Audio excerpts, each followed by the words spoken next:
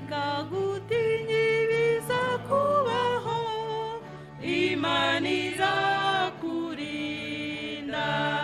Reba ubushake bw'Imana gusa, Imana irakurinda.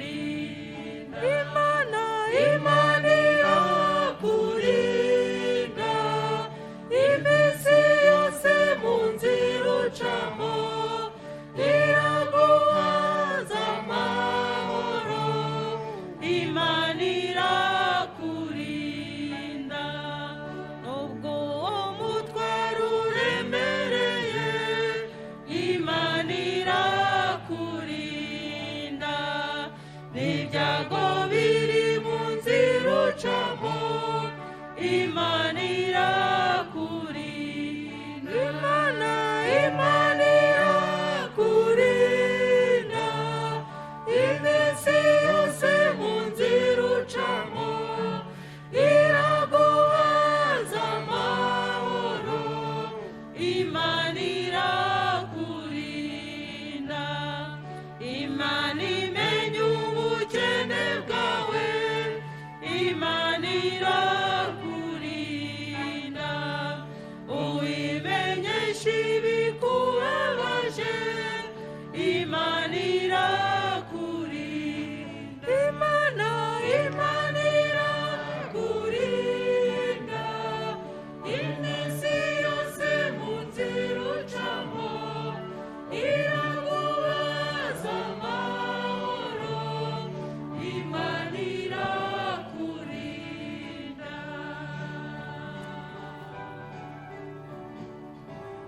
Mana yacu, Mana ishobora byose, turi hano kubera ko wabishatse, kubera ko ari wowe waturinze.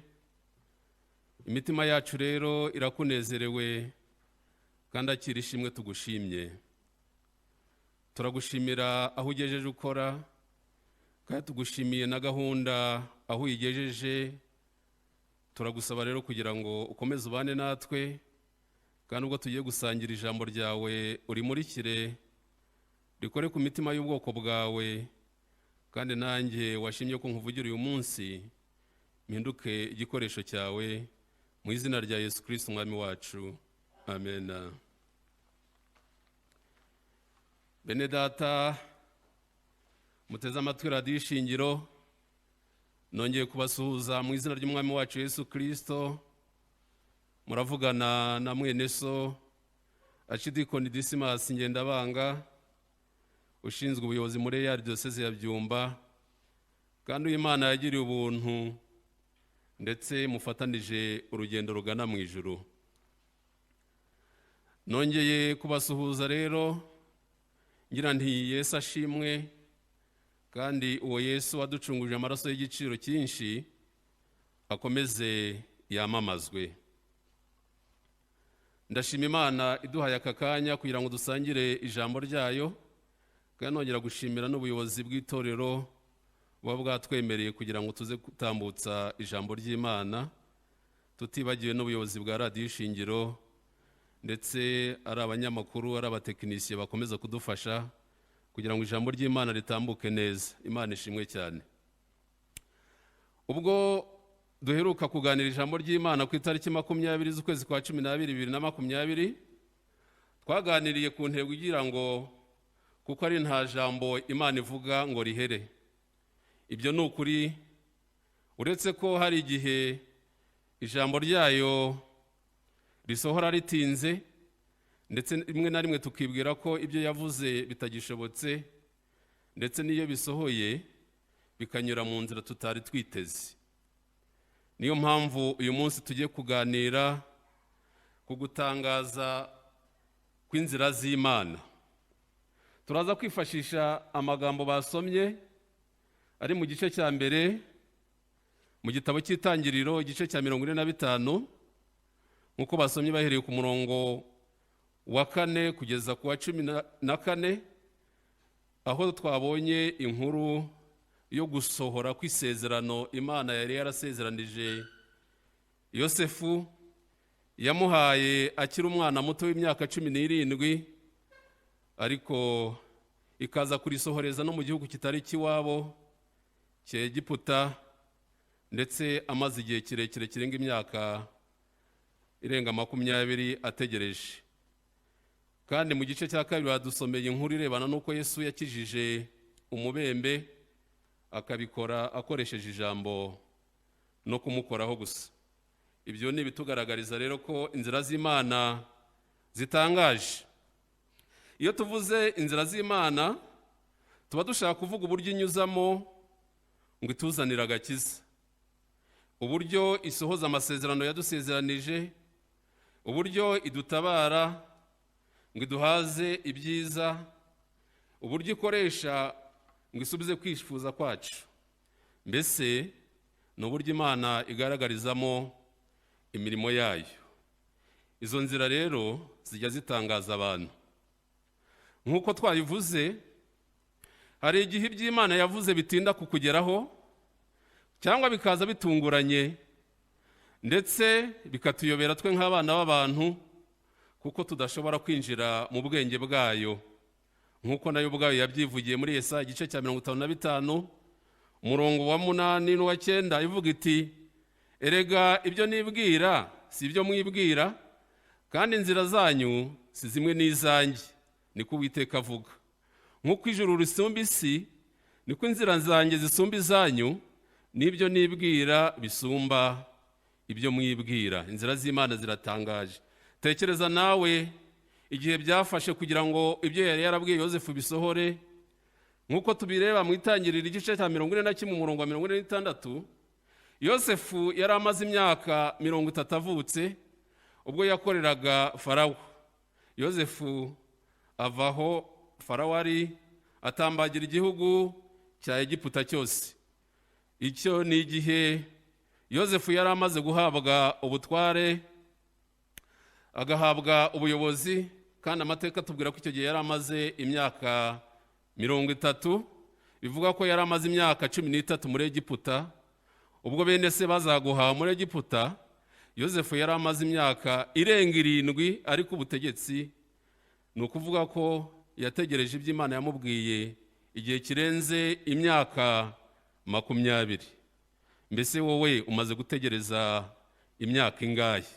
Ibuka inzira zose byanyuzemo, ibuka ko bene se bamugambaniye bakamugurisha, ibuka ibibazo yahuye nabyo abitewe na muka Potifari washaka kumukoresha icyaha cy'ubusambanyi, ibuka ko yafunzwe. Muri ibihe byose bigaragara nk'aho Imana yasaga naho yicecekeye, ariko nibwo buryo yari yahisemo kugira ngo isohoze ibyo yamubwiye. Mbega gutangaza ko inzira z'Imana.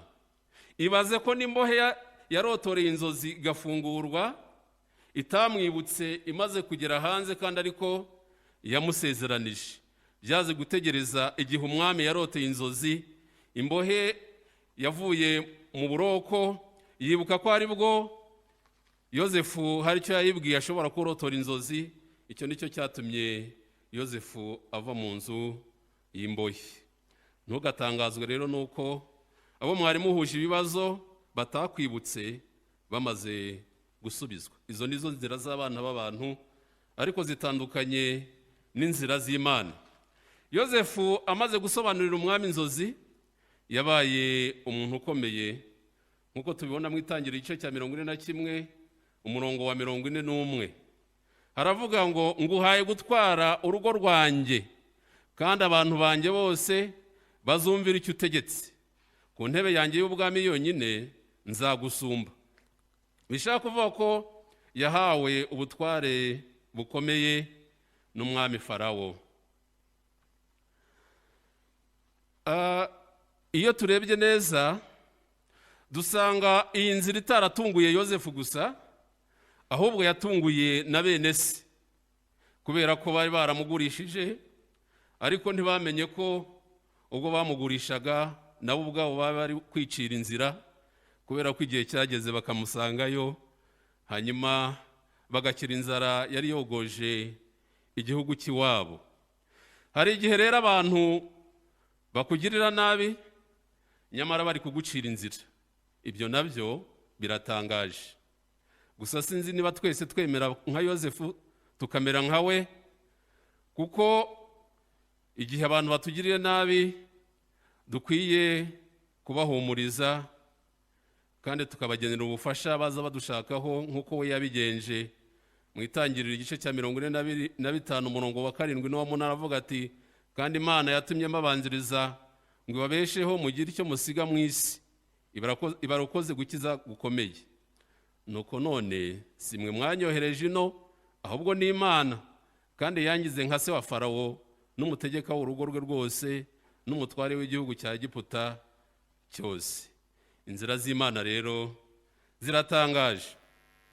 Ni inzira zisaba kunyura mu nyanja, nyamara Imana ikadutabariramo. Mwibuke Abisiraheli bava mu Egiputa, nkuko tubibona mu gitabo cyo Kuva igice cya 14 umurongo wa 24 kugeza ku 25. Bageze mu nyanja itukura, Abanyegiputa babakurikiye, uko Uwiteka yabatabaye. Haratubwira ngo mu gicuku cya nyuma Uwiteka yitamururiye mu nkingi y'umuriro n'igicu, yitegereza ingabo z'Abanyegiputa bacikamo igikuba, akura inziga ku magare yabo, bituma kururika aruhanije. Abanyegiputa baravuga bati, duhunga Abisiraheli kuko Uwiteka abarengera, akarwanya Abanyegiputa ndetse no mu muriro. Bishaka kugaragaza rero ko Imana yacu nubwo twahura n'ibikomeye, icyo yavuze iragisohoza, nk'uko twayivuzeho ubushize ko nta jambo Imana ivuga ngo rihere. Yesaya we yarabivuze ati, nunyura mu mazi nzaba ndi kumwe nawe, nuca no mu migezi ntizagutembana, nunyura mu muriro ntuzashya, kandi ibirimi byawo ntibizagufata. Ubu ni ubuhanuzi Uwiteka anyujije muri Yesaya. Nubwo twahura n'ibikomeye, Imana ntizabura gukora, kuko inzira zayo zitandukanye n'inzira z'abana b'abantu. Tekereza kandi uko Imana yafashije Abisiraheli gutsinda Yeriko. Inkuru turayizi. Uwiteka yababwiye ngo muzenguruke Yeriko iminsi 6, mubikora inshuro imwe ku munsi, ariko ku munsi wa 7 muzenguruke inshuro 7. Babikoze inkike zirariduka. Mwibuke ibya Yosuwa bambuka Yorodani. Mwibuke uko Uwiteka yakoresheje Gidiyoni igihe bahanganaga n'Abamidiyani. Ni ikintu gikomeye cyane. Tubisanga mu gitabo cy'Abacamanza igice cya 7 umurongo wa 7, havuga ngo Uwiteka abwira Gidiyoni ati, abantu 300 banywesheje amashyi nibo nzabakirisha, kuko nkugabije Abamidiyani, nuko abandi bose nibasubira iwabo. Biratangaje cyane. Aba bantu 300 bagomba kujya guhangana n'ingabo z'Abamidiyani 135. Iyo bigereranije rero ukabishyira mu bwenge bw'umuntu wumva bidashoboka, ariko inzira z'Imana ziratangaje. Ni byinshi, ni ingero nyinshi zitugaragariza ko inzira z'Imana zitangaje. Mwibuke ukuntu yashyize Yona muri disipurine ubwo yari yanze gutumwa, akamirwa n'urufi, akihaniramo, akavamo agiye gutumwa. Hari n'igihe ikoresha inzira zishariye, ariko inzira zayo zitandukanye n'iz'abantu kuko ari inzira zitangaje. Mwibuke Yobu uko yabuze abana, abura ubutunzi, ararwara, inshuti zimuvaho, ariko ikigaragara ngo nuko Imana yari yamuteze na Satani. Imana ivuga ngo Satani uze kureba uko umugaragu wanjye akiranuka. Hari nibiba bitugeraho rero ari intego Imana yaraduteza imbere ya Satani. Ni byinshi twavuga bigaragaza ko inzira z'Imana zitangaje. Harimo nuko Yesu yaje kuducungura akitanga. Abantu bamwe baravuga ngo mbese kubera iki Imana yabigenje kuriya? Izo ni inzira z'Imana. Yesu yagomba kuza nk'Imana kugira ngo atunge n'Imana Data, kandi akaba umuntu kugira ngo asobanukirwe n'imibabaro y'abantu, ndetse ajye kutuvuganira mu bwami bwo mu ijuru.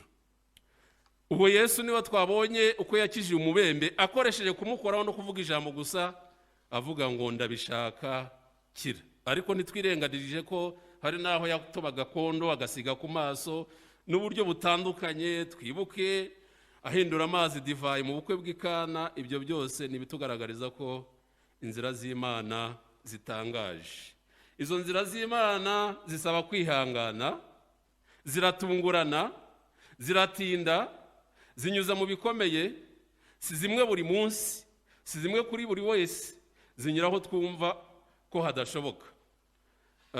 Urugero rumwe, hari umwana wacu w'imfubyi twareze, ariga atsinda kujya muri kaminuza i Butare, hanyuma mu gihe cyo gutoranya abahabwa minervari we ntibamutoranya, ariko icyabaye ni uko Imana yacira inzira mu buryo tudashobora kumva natwe, kubera ko hari umunyeshuri bari bahuje amazina yombi kandi biga mu ishami rimwe bitiranwa amazina, hanyuma ubuyobozi bwa kaminuza buyoberwa uko byagenze, biba ngombwa ko babatumaho, hanyuma abana barisobanura basanga bahuje amazina, basanga bize bimwe mu mashuri yisumbuye, usibye ko baturukaga ahatandukanye.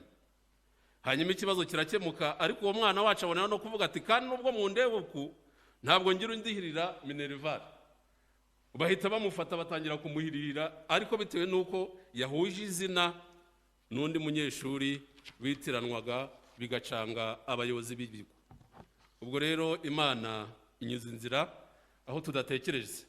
None rero mwene data, ntukivovote ngo nuko Imana yatinze gusohoza ibyo yakubwiye, kuko na Yosefu yategereje imyaka irenga 30. Muri iyi minsi bamaze gufunga insengero, nanone nagize ikibazo cyo gutangira kwibaza ngo ariko Mana ibi ni biki? Nareba ukuntu abantu bari batangiye kujya banezererwa, uko amakorari ari kongera kwegerana, nareba uko bafunze, ntangira kwibaza ngo kuki Imana ikoze ibi ngibi. Byamfashe igihe kirekire kubitekerezaho, ariko numva mu mutima wanjye ijwi rimbwira ngo iyo nayo ni inzira yo kubatabara. Numva ndatsinzwe, numva ndabyakiriye, kuko inzira z'Imana zitandukanye n'iz'abana b'abantu. Nakomeje no gutekereza cyane cyane ku bantu barafite ubukwe, birakomeye. Bamwe bari bategereje iminsi mike, hari n'uwari utegereje iminsi 2, bahita bafunga. Ariko burya nta kiba Imana itakireba, kuko yo ifite kuba yaciye inzira.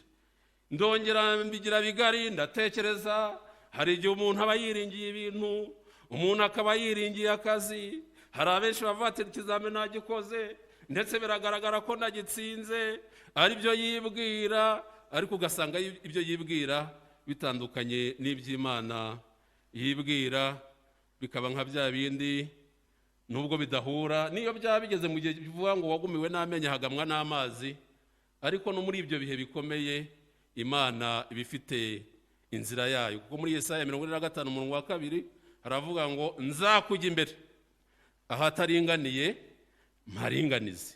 Nuko rero jya wihanganira ibyo unyuramo, kuko ari igipimo.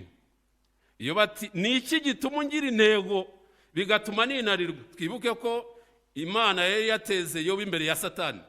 Hari igihe rero tuba turi mu gipimo, tujye tugira kwihangana. Ujye umenya ko ikigeragezo nikikugeraho kitazagenda kitarasohoza icyakizanye.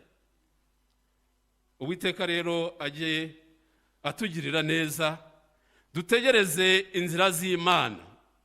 Kandi iyo Mana niyo yavuze ngo erega nzi ibyo nibwira nzabagirira, ni amahoro si ibibi, kugira ngo mbareme umutima w'ibyo muzabona hanyuma. Niko Uwiteka avuga. Tuhasanga muri Yeremiya igice cya 29 umurongo wa 11. Hari n'undi wavuze ngo iyo Imana igukereje iragutegera. Uwiteka akomeze kutugirira neza. Iyi saha yayigeze, ibintu birakoreka. Ushobora kubona byakurembeje, ukabona uri mu mwijima, ariko Zaburi ya 33:6 turavuga ngo aha ari kurira kwararira umuntu nijoro, ariko mu gitondo impundu zikavuga. Nubwo hari ibyakwitambika mu mugambi Imana igufitiye bikaba byawukereza, ntibizawubuza gusohora. Bazakugambanira, bazakurwanya, nyamara ibyo byose Imana izabikoresha kugira ngo isohoze icyo yakuvuzeho. Wowe tuza gusa utegereze umugambi w'Imana, kuko bazafunga inzira zimwe hafunguka izindi. Wowe icyo usabwa ni ukutaba inkomoko y'ibyadindiza ibyo Uwiteka yaguteganirije. Birashoboka ko hari ibyo umaranye nabyo igihe kirekire ukabona Imana ntacyo yakoze. Birashoboka ko ari isaha y'Imana itaragera, ariko birashoboka ko yakubwira nk'uko yabwiye Pawulo mu rwandiko yandikiye Abakorinto igice cya 12 igice cya rwa kabiri igice cya 12 umurongo wa 9, imubwira ngo ariko ubuntu bwanjye buraguhagije, kuko intege nke ziri ariho imbaraga zanjye zuzurira. Ngaho komera rero, kandi ntuye ikimenyetso na kimwe abashaka kugukura mu mugambi w'Imana. Yesaya 50:7 ngo kuko umwami Imana izantabara, nicyo gituma ntamwara. Nicyo gitumye nkomera, mu maso yanjye hakamera nk'urutare, kandi nzi yuko ntazakorwa n'isoni. Munyemerere kandi mbwira abajya bashaka kwitambika mu mugambi w'Imana ku bantu bayo ko ntacyo byabamarira, kuko batazi inzira Imana yabaciriye. Hari igihe barushaho kuyiharura bazi ko bari kuyisiba. Icyakora hari n'uwo wigeze kwihana ngo Imana imbabarire kuyifasha gucyura abayo, nkaho hari ibyo yari yamutumye. Ndasaba kandi abahemukiwe nyamara ntibibabuze kugerwaho no kugirirwa neza n'Imana, kubabarira abo bose bashatse kubavutsa iby'Imana yabateguriye.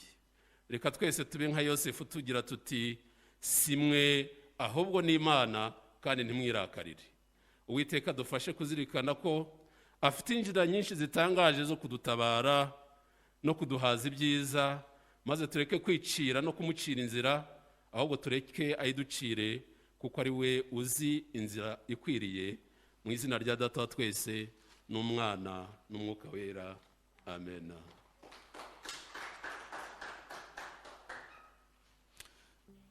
Turasuzanya n'iyo ndirimbo ya 22 mu ndirimbo z'agakiza.